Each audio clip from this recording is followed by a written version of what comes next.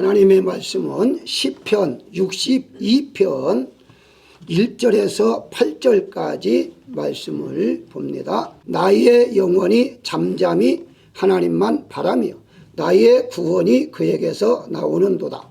오직 그만이 나의 반석이시오 나의 구원이시오 나의 요새시니 내가 크게 흔들리지 아니하리로다. 넘어지는 담과 흔들리는 울타리 같이 사람을 죽이려고 너희가 일제히 공격하기를 언제까지 하려느냐. 그들이 그를 그의 높은 자리에서 떨어뜨리기만 꾀하고 거짓을 줄게 하니 입으로는 축복이요 속으로는 저주로다. 나의 영혼아 잠잠히 하나님만 바라라. 무릇 나의 소망이 그로부터 나오는도다. 오직 그만이 나의 반석이시오 나의 구원이시오 나의 요새심이 내가 흔들리지 아니하리로다. 나의 구원과 영광이 하나님께 있으며 내 심의 반석과 피난처도 하나님께 있도다. 백성들아 시시로 그를 의지하고 그의 앞에 마음을 토하라. 하나님은 우리의 피난처시리로다. 아멘. 시편 62편은 다윗이 노년에 기록한 시로서 일생 동안 살아보니 믿을 것은 하나님밖에 없다 하는 것을 깨닫고 하나님만 바라보라 하는 의미로 지은 시다. 이렇게 이제 보시면 됩니다. 특히 2절에 보면요 오직, 6절에 오직 이렇게 나와 있는데요. 헬라어의 원문에 보게 되면 이 두 가지만 나온 게 아니라 6번을 언급하고 있습니다. 번역상 다 번역을 하지 않았습니다. 다시 말씀드리면 계속해서 오직 하나님, 오직 하나님. 이것은 다윗이 깨달은 것은 오직 하나님밖에 없음을 깨닫고서 이러한 시를 기록했다. 이렇게 이제 보시면 되는데요. 그 중에 이제 5절에 보게 되면 나의 영혼아 오직 잠잠히 하나님만 바라라 라고 말하는 것은 바꿔 말하면 내가 믿고 의지하고 바랄 분은 사람이 아니라 오직 하나님밖에 없다 하는 것을 깨달았다는 것이죠. 나이가 들수록 험한 세상 살아갈수록 깨달은 게 있다면 사람은 믿을 사람이 안 된다. 하나님밖에 없다 하는 것을 깨닫게 되어지는데요. 여기 8절에 보게 되면요. 시시로 그의 앞에 마음을 토하라 라고 그래요. 자, 오늘 제목도 잠잠히 바라라 했는데 분명히 1절과 5절에는요. 잠잠히 하나님만 바라라 했는데 아니 왜 또 시시로 그의 앞에 마음을 토하라고 했는가 하는 점을 보면 여기에 잠잠이라는 말은 아무 소리 하지 않는다 하는 의미만 있는 것이 아니라 다른 의미가 있기 때문에 시시로 마음을 토하라. 그러면 시시로 마음을 토한다는 건 무슨 말입니까? 내가 마음에 담아놓았던 것을 하나님께 아른다는 거죠. 그게 바로 기도죠. 그래서 우리가 기도라 하는 것은 그냥 뭐 작정하고는 기도도 있지만 그냥 평소에 내 마음을 그대로 하나님 앞에 아르는 것 자체가 기도다. 이렇게 볼 수가 있는 거죠. 그래서 오늘은 여기 본문의 말씀을 통해서 잠잠히 바라라 하는 의미가 어떤 의미가 있는가를 몇 가지 말씀을 보고자 합니다. 가장 먼저 첫째 생각할 것은 잠잠하라는 것은 잠시 멈춰 있으라 하는 의미가 있는데요. 1절에 잠잠히 하나님만 바라라 라고 말하는 것은 무엇을 바라보려고 한다면요. 가던 길을 멈춰야만이 됩니다. 그래야만이 어떤 사물을 우리가 볼 수 있죠. 자동차로 이렇게 달려갈 때에 그 사물을 확실하게 볼 수가 없는 것처럼 잠시 멈추는 때가 있어야 하는 것인데 그렇다면 과연 이 멈춘다는 의미가 여러 가지가 있는데 간단하게 첫째 말을 잠시 멈춰야 하는 것이죠. 무슨 말이냐? 잠언서 18장 7절에 보게 되면 미련한 자의 입은 그의 멸망이 되고 그 입술은 그 영혼의 그물이 된다 라고 말하고 있어요. 다시 말씀드리면 말을 많이 해서 손해보는 경우들이 많이 있습니다. 그래서 우리가 말을 할 때에 좀 잠시 멈출 때도 있어야 한다는 것이죠. 여러분 상대방의 말을 들으면요 우리가 내가 하는 말을 멈춰야만이 상대방 말이 들려주는 것이지. 나는 계속 말하는데 어떻게 상대방 말이 들릴 수가 있겠어요? 따라서 하나님께서 우리에게 하시고자 하는 말씀을 들으려면 내가 말이만은 안 됩니다. 그래서 성경에 보게 되면 말이 없어지도록 훈련시킬 때가 있어요. 처음에는 훈련인 줄 모를 때에는 왜 그렇습니까? 이렇습니다. 저렇습니다. 뭐 어떤 경우는 그렇게 말하는 사람이 있다 하더라고요. 이렇게 하면 하나님이 손해인데요. 이렇게 말하는 사람도 있다는데 절대는 손해나지 않습니다. 하나님은요, 훈련시킬 때에는요, 아주 우리가 상상도 못할 정도로 훈련시킬 수가 있어요. 다윗은 그런 훈련을 다 받았는데요. 이제 어떤 때는 말을 못하도록 벙어리를 만들 때도 있었습니다. 말을 못하도록. 그러니까 입천장이 혀가 딱 입천장에 닿아가지고 말을 한마디도 못할 정도로 할 때가 있었어요. 왜 그럴까요? 그게 바로 하나님께서 네가 말을 그칠 때에 내가 말할 수 있는 거다. 네가 계속 말하니까, 네가 계속 하니까 내가 할 일이 없다라고 말하고 있는 것과 같다는 것이거든요. 그래서 야고보는요, 야고보서 1장 26절에 자기 혀를 재갈 물리지 아니하면 경건은 헛것이다 라고 말하고 있어요. 처음에 은혜 받으면요, 말들이 참 많아져요. 그래서 우리가 기독교인들 중에서요, 이제 말 많은 사람 누구냐 할 때에 처음 은혜 받을 때 그때는 막 말하고 싶어가지고 좋지요, 말하는 거 괜찮아요. 근데 그렇게 하다 보니까 자랑거리 가지고 실수가 된다는 것이거든요. 그렇기 때문에 우리는 말을 조금 줄이면서 하나님의 음성을 들을 수 있어야 한다는 것인데, 야고보는요 2장에서 8가지의 침묵에 대해서 말을 해요. 그러니까 훈련 과정 속에서 8가지의 침묵을 해야 하는데, 그 중에 이제 한 가지가 바로 침묵, 말을 하지 말라. 많이 선생되지 말아라. 많이 가르치려고 하지 말고. 어떤 분들은요, 얘기하다 보면 그냥 대화가 아니라 가르치려고 하는 사람이 있어요. 계속 가르치려고 하는 사람들. 이런 사람하고는 얘기가 길게 못하죠. 왜냐하면 기분 나쁘면 왜 가르치려고 그래? 이런 말을 할 수밖에 없다는 것이거든요. 그래서 우리가 잠잠하라 하는 속에 말도 때로는 멈출 때가 있어야 한다는 것이고, 그 다음에 이제 변명을 멈춰라 할 때도 있습니다. 무슨 말입니까? 우리가 이제 어떤 일이 생기게 되면요, 누구나 다 변명을 하려고 그래요. 그러다 보니까 이 특성이 뭐냐? 잘한 일에는 변명하지 않죠. 잘한 일은 칭찬받으려고 하니까. 그런데 어떻게 하다 보니까 실수해서 잘못할 때는요, 변명을 하기 시작하는데, 하나님께서는요, 그런 변명도 그칠할 때가 있습니다.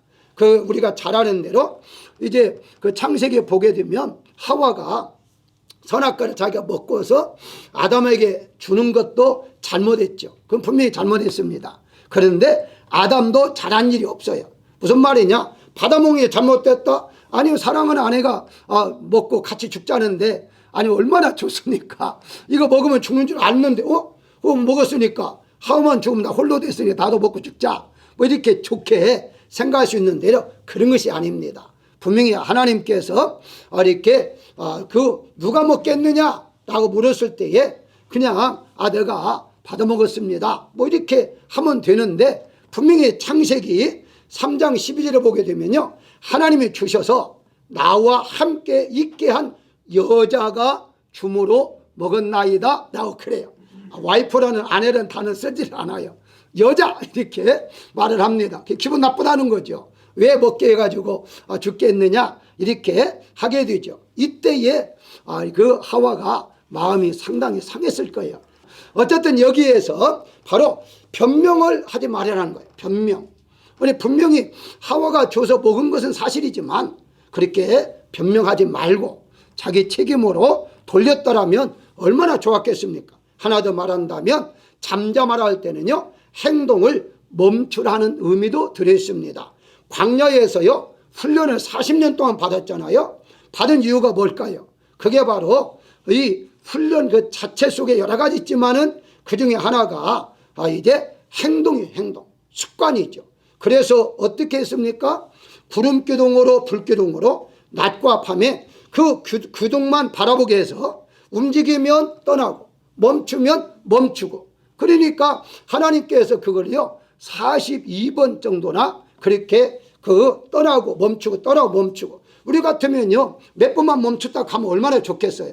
그런데 계속해서 훈련을 시킨 게 뭐냐? 그게 바로 우리의 습관을 고치기 위한 거죠. 어떤 습관? 하나님 말씀을 하면 무조건 순종해야 한다는 습관.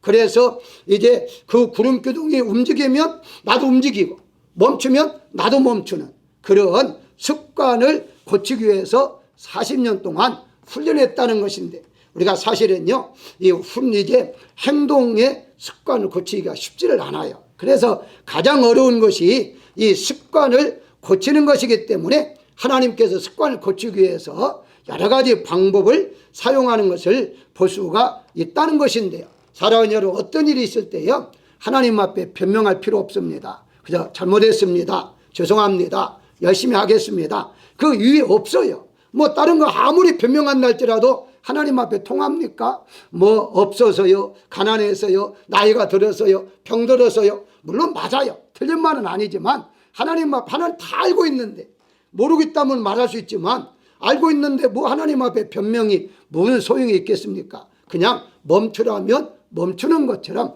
살려주는 자체가 감사하면서 현재 여기 있으니, 여기 예배드리고 있으니 감사합니다. 그리고 하나님 앞에는요 겸손으로 엎드리는 것이 바로 잠잠히 우리가 살아가는 것이다. 이렇게 이제 볼 수가 있는 것이고요. 그 다음에 이제 잠잠하라는 것은요 부르짖어 기도하라는 의미가 들어 있습니다. 아니 잠잠하는데 어떻게 기도하라는 말과 연결될 수가 있는가, 이렇게 생각할 텐데요. 우리 한 가지 광야의 생활을 조금 한번 더듬어 보려 하겠습니다. 이스라엘 백성들이요 가나안 땅에 들어가기 위해서 광야의 생활을 했잖아요. 그때에 아멜렉이라는 족속이 계속 괴롭게 합니다.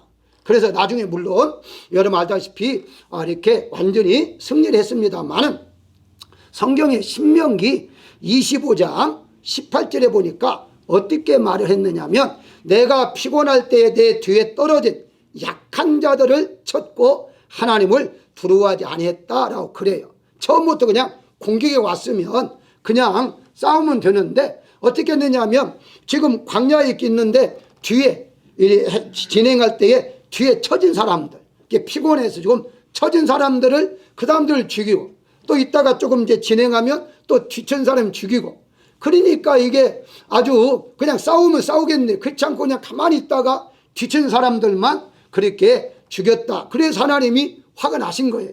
화가 나가지고 그러면 싸우라. 그래서 이제 아멜렉 전쟁에서 결국은 싸워 이기게 만든 분이 바로 하나님이시라는 이미 아실 거예요.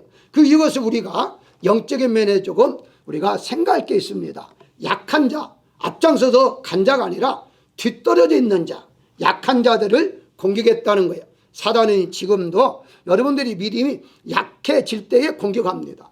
사단을 미리에 이길 수 있는 방법은요, 믿음이 견고해지면요 어떤 경우는 사탄 역사하지 않아요. 근데 사단이 역사하는 것은요 마음이 약해질 때에, 믿음이 약해질 때에 역사를 하죠. 특별히 교회 안에서 불평하거나 원망하거나 특히 섭섭이라는 것으로 공격합니다. 이 섭섭이가 아무 따님 같은데 음식을 먹을 때에도 다른 사람은 챙겨주는 난 안 챙겨주네, 섭섭하다, 이런 생각을 갖게 하는 게 사단의 역사예요. 아무것도 아닌 건데 이게 점점 마음이 쌓이면 불평도 나오고 원망도 나오고 이렇게 되는 거죠. 그게 바로 광야의 생활이었어요. 광야의 생활에서 원망한 자들 다 이미 여러분 알다시피 가나안 땅에 들어가지를 못했다는 거예요. 어느 때 섭섭이가 들어오느냐, 믿음이 약해질 때에 섭섭이가 들어온다는 사실을 우리가 알아야 됩니다. 그러면 이기는 방법이 무엇입니까? 이기는 방법은요 바로 산꼭대기로 올라가는 거예요. 무슨 말입니까? 여러분 알다시피 전쟁이 일어났을 때에 모세는 산꼭대기에 올라갑니다. 일반 사람들이 생각할 때에 이상하다, 아니 지도자가 전쟁이 일어나면 앞장서서 그렇게 해서 모범을 보여줘야 하는데 왜 산으로 올라가지? 그럼 일반적으로 생각할 때에 아마 도망치나 보다, 이렇게 생각할 것 아닙니까? 그런데 어떠세요? 결과적으로는 도망친 것이 아니라 산에 올라가 보니까 밑에는 작게 보이잖아요. 그거 다 싸우는 거 보일 수 있잖아요. 보면서 기도를 하는 거죠. 우리는 너무나 잘 알기 때문에 손을 들고 있으면 이겼고 손을 내리면 졌다는 거예요. 무슨 말입니까? 다른 방법이 없어요. 우리가 부르짖어 기도할 때에 이런 마음들이 다 없어진다는 거예요. 사단의 역사가 멈춘다는 거예요. 사단의 역사가 있을 때는 반드시 우리는 기도할 수밖에 없다는 거죠. 기도하실 때에 이기는 거지요. 여러분, 산골에 올라가지 않았을 때는요, 적군들 아멜렉 족속들이 크게 보입니다. 근데 산꼭대에 올라가면 어떻습니까? 작게 보이죠. 다시 말씀드리면 어떤 문제가 일어났을 때에 문제만 보면 문제가 점점 더 커집니다. 그런데 문제를 보지 말고 산꼭대에 올라가, 즉 하나님 앞에 부르짖게 되면요, 문제가 점점점 작아져요. 산꼭대기에 보면은 그 싸움하는 사람들이 작아지는 것처럼, 그리고 해결점도 보이는 것처럼 하나님 앞에 기도할 때에 문제는 아무것도 아니었구나, 이건 얼마든지 하나님이 해결해 줄 수 있는 것이구나 하는 마음에 생기게 되고 마음의 평안을 누릴 수 있다는 사실입니다. 따라서 우리가 살아가는 과정 속에서 어렵고 힘든 일이 있으면 그것만 생각하지 마시고, 그걸 보면 더 커지니까 환경 보지 말고 하나님을 바라봄으로 승리하는 여러분 되시기를 주의 이름으로 축원합니다. 세 번째 생각할 것은, 잠잠하라는 것은요, 소망을 가지고 있으라는 의미입니다. 5절에 보게 되면요, 나의 소망이 하나님으로부터 나온다라고 말하잖아요. 소망이. 아니, 잠잠하는데 왜 소망이 이렇게 만들까요? 소망은요, 씨앗과 같아요. 그래서 흙 속에 묻혀 있으면 씨앗이 겉보기엔 안 보이잖아요. 아무것도 안 보여요. 그런데 시간이 지나면 싹이 나고 꽃이 피고 열매를 맺어요. 그게 바로 소망이에요. 그래서 우리가 소망은 씨앗과 생명과 같다라고 말할 수가 있는데요, 어떤 사람이 담나무 안쪽에 이렇게 물고기를 보고 있는 소를 보고서 왜 저 소가 그래 담나무를 보고 있을까 궁금해가지고 지나가는 사람들한테 물었대요. 왜 소가 저렇게 담나무 안쪽을 바라볼까요? 물으니까 어떤 사람은 아니, 안쪽이 궁금했나 보지, 보고 싶어서 좀 보고 있나 봐, 이렇게 또 대답한 사람이 있고, 어떤 사람은 아마 들어가고 싶어서 보고 있나 봐, 뭐 이런 식으로 여러 가지 대답을 하는데 자기 마음에 전혀 안 맞았어요. 근데 꼬마가 지나가다가 꼬마한테 물어본 거야. 꼬마야, 왜 소가 저렇게 자꾸 안쪽만 바라보니? 꼬마가 하는 말이 간단하게 하는 말이에요. 아니, 벽이니까 벽으로 못 보니까 고개 들고 보는 거 아닙니까? 그렇게 아주 그 소리를 듣는 순간에 자기가 깨달았다는 거예요. 아, 그렇구나. 아니, 소의 마음 어떻게 알겠어요? 모르잖아요. 소가 지금 왜 쳐다보고 있는지 모르니까. 그럼 쳐다보고 싶으면 고개를 들고서 쳐다봐야지. 벽이 가로막는데 벽만 보면 보입니까? 그때에 이 사람이 깨닫고서 그렇구나, 문제를 보지 말고 하나님만 바라보야 하는데, 하나님만 바라보는 게 바로, 그게 바로 소망이라고 오늘 본문에 말씀하고 있는 것을 볼 수가 있어요. 고린도서 3장 1절에 보게 되면요, 너희가 그리스도와 함께 다시 살리심을 받았으면 중요해요. 위의 것을 찾아라. 거기는 그리스도께서 하나님 우편에 앉아 계시느니라 라고 말씀하고 있어요. 너희가 구원받았으면, 이 말이에요, 너희가 구원받았으면 이제부터는 위에 소망을 가지고서 예수님만 바라보야, 위에 계시는 예수님을 바라보고 살아라. 이게 바로 소망인 것이죠. 다윗은 수많은 죽음의 고비에서 살아나는 것은 이미 여러분들이 아실 거예요. 나이가 들어 지난 날들을 돌이켜보니까 오직 하나님께서 자신을 지켜주셨기 때문에 지금까지 여기까지 와 있었구나 하는 것을 알게 됐다는 거예요. 그래서 오늘 본문에 하나님께 대해서 어떻게 말합니까? 나의 하나님, 나의 요새, 나의 반석, 이렇게 해서 나의라는 단어를 계속해서 9번이나 말하고 있어요. 나의 하나님이다. 나의 하나님. 근데 그 하나님이 때로는 나의 반석도 되어주시고 때로는 요새도 되어주시고 구원도 베풀어 주신다 하면서 구원이라는 단어는요 4번이나 언급하고 있어요.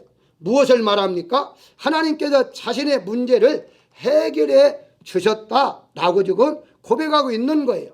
어떤 분이 해리케인을 만나가지고 집이 완전히 무너지고 난 다음에 이제 겨우 목숨만 건져서 그 무너진 집들 보니까 얼마나 참 황당하겠어요. 그래서 주저앉아 가지고 펑펑 울고 있는데 닭 소리가 들리더라는 거예요. 그래서 닭을 보니까 이 닭이 이렇게 그 흙더미에서 삐집고 나와가지고 그러면서 그냥 무너진 지붕 위로 꼭대기로 올라가더라는 거예요. 올라가서 거기서 꺾이교 하더라는 거예요. 그래서 생각했대요. 아니 그냥 아무데나 그냥 꽃구겨 하면 되지 왜 지붕으로 올라갈까라고 생각하니까 닭의 본능은요 높은 데로 올라가서 소리하는 것이 닭의 본능임을 깨달았다는 거예요. 아, 내가 이 주저앉고 있을 일이 아니다. 나의 본능은 어딘가? 하나님을 바라보아야 하는데 하나님께서 완전히 나를 구원해 주시고 예수님의 생명에 대한 있다면 내가 이럴 때에 하나님을 바라보아야 하는데 환경 바라보면서 주저앉고 울고 있었구나 하는 것을 깨달았다는 거예요. 사랑하는 여러분, 우리의 본능은 어떻습니까? 우리의 본능은요 하나님을 바라보는 본능으로 바꿔졌다는 사실이에요. 우리의 생명은요 옛 생명이 아니다고 성경은 말을 해요. 예수님의 생명으로는 완전히 바꿔진 사람이에요. 우리가 지구에 살고 있지만 우리는 외계인이에요. 우리의 시민권은 하나님 나라에 있어요. 하나님의 자녀예요. 그렇다면 하나님께 주시는 하나님의 자녀의 본능으로 살아가야 하는데 이것을 솔로몬은요 전도서 12장 13절에서 하나님을 경외하는 것이 사람의 본분이다, 본능이다 라고 말하고 있는 것입니다. 하나님 믿는 사람들의 본능이 무엇이냐? 하나님을 바라보는 거예요. 그게 소망이에요. 그래서 우리가 어려울 때일수록 우리의 본능은 누구를 바라보아야 하느냐? 하나님을 바라볼 때에 해결받을 수 있으며 내 마음이 평안해질 수 있다는 사실이에요. 그래서 오늘 본문의 5절에 보게 되면 하나님만 바라라. 무릇 나의 소망이 그로부터 나오는도다. 다시 제가 읽겠습니다. 5절에 하나님만 이렇게 번역하다 보니까 하나님만 번역하니까 잘 이해가 안 돼요. 이 만이라는 단어가 영어로도 표시했지만 헬라로 보게 되면 오직이에요. 오직이에요. 그래서 번역할 때에 하나님만 오직 바라라 그렇게 번역 하나님만이다 하다 보니까 이해가 안 가는데 하나님을 오직 바라라. 하나님을 오직 바라라. 이게 원문이거든요. 다시 말씀드리면 어느 때나 어느 때든지 항상 하나님만 바라보고 사는 것이야말로 소망을 가지고 사는 거야말로 승리의 삶을 살 수 있다 하는 것을 말해주고 있어요. 여러분 다윗은 어떻습니까? 본문뿐만 아니라 다윗이 하나님의 소망을 가지고 살아갔다는 증거들이 여러 군데 있는데요. 그중에 하나만 소개한다면 시편 71편 5절에 보면 주는 나의 소망이시오. 내가 어릴 때부터 신뢰할 이시리라. 6절에 내가 모태에서부터 주를 의지하였으며 나는 항상 주를 찬송하리이다 라고 말하고 있어요. 한마디로 이 다윗은 어릴 때부터 하나님밖에 없음을 이제 알고 깨닫고 살아갔다는 거예요. 여러분 이미 잘 알잖아요. 선지자가 와서 이제 왕으로 삼을 것인데 자녀들을 모아놔라 할 때에 아니 다윗만 빼놓고 다른 자녀들만 모아놨잖아요. 그 정도로 이 다윗은 왕이 될 자격도 가족에서부터도 인정을 못 받은 사람이에요. 그리고 어렸을 때도 뭘 합니까? 오직 하나님만. 그리고 이제 어렸을 때부터 이제 양을 치기를 더 많이 치게 만들었잖아요. 그리고 양을 치면서 사자와 싸우기도 하고 이런 과정을 통해서 믿을 사람 오직 하나님밖에 없다는 것을 철저하게 깨닫고 살아갔던 것이고 그에 따라서 그는 왕이 될 수 없었던 가문에서 왕이 되었고 그리고 성군으로 지금까지 이스라엘 나라에서 인정받는 왕이 될 수 있었던 것은 오직 하나님을 의지했기 때문이라는 사실을 우리가 믿어야 할 것입니다. 마지막으로 잠잠하라는 것은요 하나님만 바라보는 의미가 6절에 보게 되면 오직 그만이 나의 반석이요 나의 구원 나의 요새. 다윗은 왜 오직이라는 단어를 그렇게 많이 사용했는가 하는 겁니다. 우리가 잘 아는 대로요 어려움이 있을 때에 사람을 통해 하나님 해결할 수도 있어요. 사람을 통해 얼마든지 해결받을 수 있습니다. 그런데 결국은 그 사람의 마음을 움직이는 분이 하나님이시다는 거예요. 그걸 이제 다윗이 깨달았어요. 다윗이 그 주변에서 얼마나 많이 자기를 죽이려고 했어요. 심지어 장인까지도 자기를 죽이려고 했잖아요. 그러니까 이 사람을 믿을 사람이 아니구나. 사람은 의지할 사람이 아니구나. 사람은 그냥 관계지 의지할 대상이 아니고 내가 의지할 대상은 하나님밖에 없다는 것을 철저하게 깨닫던 것이요. 그래서 여기에서 느낀 것이 바로 잠잠하라는 것은 사람 의지하지 말고 하나님만 의지하면서 살아라 하는 것을 바로 깨달았던 것인데요. 어떻습니까? 결국은요 이제 해결해 준다는 것 자체가 하나님을 경험했기 때문에 오직 하나님밖에 없다는 걸 알았기 때문에 여기에서 오직라고 말을 할 수가 있었던 거예요. 예를 든다면 모세가 홍해를 이렇게 앞에 두고서 여러분 다 알다시피 뒤에서는 애국 군대가 쫓아오잖아요. 그러니까 출애굽기 14장 10절에 보게 되면 이 지금 모세가 백성들 향해 이렇게 말합니다. 너희는 두려워하지 말고 가만히 서서 여호와께 오늘 너희를 위하여 행하시는 구원을 보라. 여기에서 가만히 서서란 말이 잠자는 말과 같은 의미인데요. 가만히 서 있으라는 거예요. 하나님 하시도록 너희는 서 있어라 라고 그래요. 자, 이 말을 여러분들 어떻게 해석합니까? 그렇게 가만히 있으란 말도 되지만 여기에서 또 한 가지는요, 인간의 방법을 생각하지 말라라고 하는 거예요. 왜냐하면 지금 인간의 방법은 어떻습니까? 배를 만들어 건너는 방법밖에 없죠. 근데 배를 만든다면 배를 만들 수 있는 나무, 재료가 있어야 하고요. 그런데 시간이 안 돼요. 지금 적군은 바짝 쳐들어와서 지금 몇 시간이면 지금 이렇게 당도할 수밖에 없잖아요. 그러면 아무리 인간의 상식과 인간의 지식을 총동원 한다 할지라도요, 해결할 방법이 없어요. 그러면 이럴 때는 어떻게 하느냐 하는 거예요. 그럴 때는 가만히 있으라는 거예요. 그러면 이럴 때는 어차피 내가 할 수 없는 거니까 할 수 있다면 하면 되죠. 간단히 내가 할 수 있는 일이라면 하면 되는 건데 할 수 없을 때는 어떻게 할 것인가? 바로 가만히 있어야 하는 거예요. 가만히 있으라는 말은 다른 말로 말하면 하나님만 바라보라는 뜻입니다. 그러니까 하나님 바라본다는 말은 하나님이 하실 수 있도록 잠시 자리를 멈추는 거다. 이렇게 이제 보시면 되는 건데요. 자, 그러면 여기에서 간단하게 사단의 전략을 한번 우리가 생각해야 돼요. 이럴 때 어떻게 사단은 역사하는가? 환경만 바라보게 해요. 환경만. 다시 말씀드리면 앞에는 바다, 뒤에는 적군들. 우리 다 죽었구나. 그것만 바라보면 죽게 되어 있어요. 그건 틀림이 없어요. 자기들 알고 있는 지식이. 그렇기 때문에 어떻게 됩니까? 그걸 바라보게 되니까 어떻게 돼요?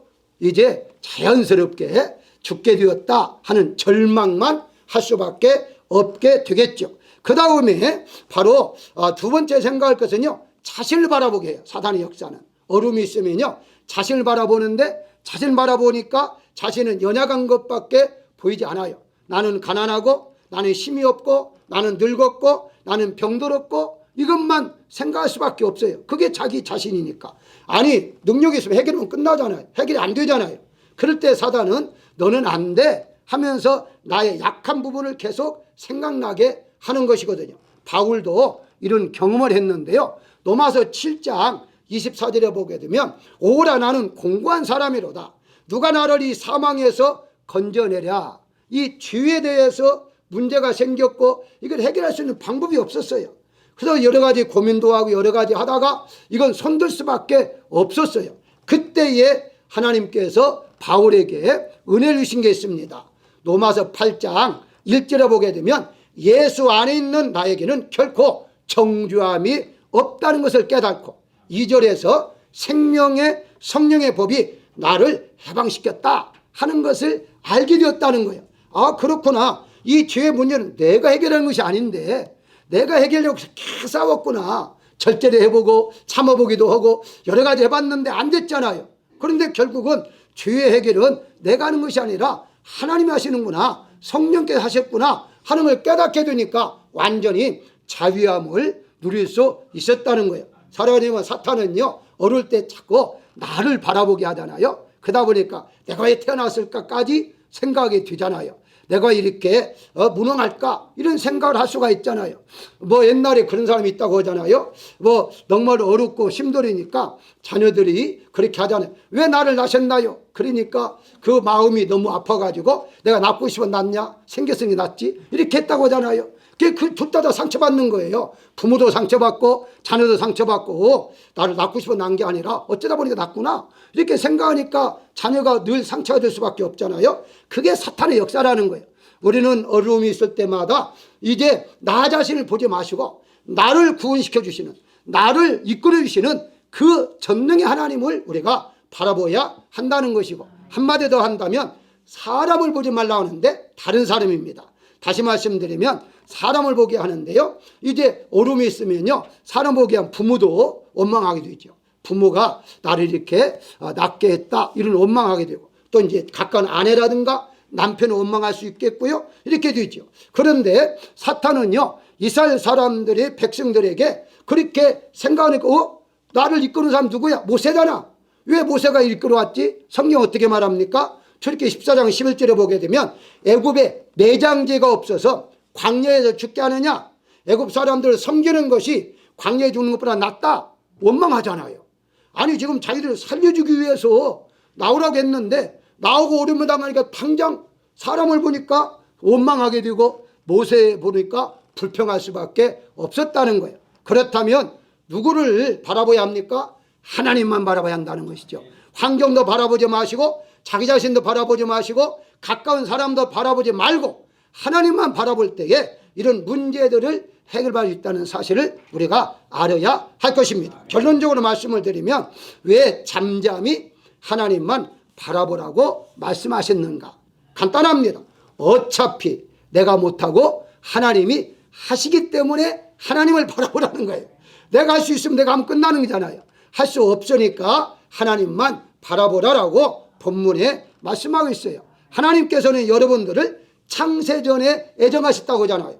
그 여러분들을 구원해 줬어요? 끝나지 않았습니다. 구원으로 끝난 게 아니라 하나님께서 성령의 역사를 통하여 예수님의 생명을 주실 뿐만 아니라 계속 살아가도록 현재에 승리하며 살아가도록 성령께서 역사하고 있다는 사실을 우리가 알고 살아야 한다는 것입니다. 그래서 하나님께서 인도하심에 따라 살아가려면 바로 잠잠히 하나님을 바라봐야 하는데 영어로 보니까요, 이것을 잠잠해라는 단어를 바라보라는 단어를 어떻게 번역했냐면 웨이터로 번역했더라고요. 기다리라고 번역했더라고요. 그래서 이 기다리는 말이 무엇입니까? 뭐 바라보는 말도 같아요. 우리 한국은요, 이 먹는다, 보는다는 것들을 단어들이 많아요.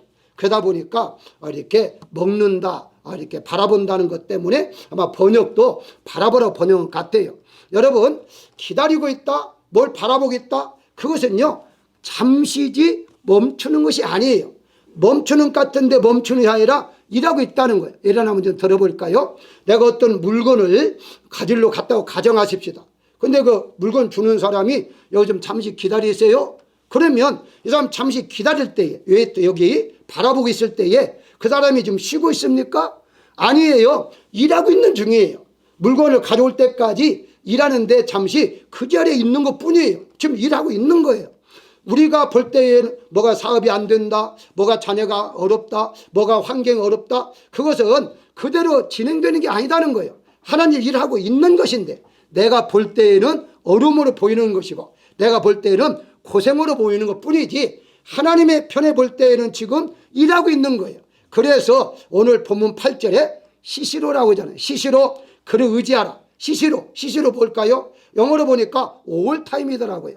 그러니까 시시로는 말은 항상 올타임, 항상 주님만 의지하라는 거예요. 주님만 의지하면 하나님이 일하신다는 거예요. 그래서 여러분들이 지금 이 자리에 앉아 계시고 또 이제 집에서 온라인 예배 드리신 분들까지도 다 포함해서 지금 우리가 예배 드리고 있지만 하나님은 여러분들 위해서 일하고 있다는 사실을 믿으시기를 주의 이름으로 축원합니다.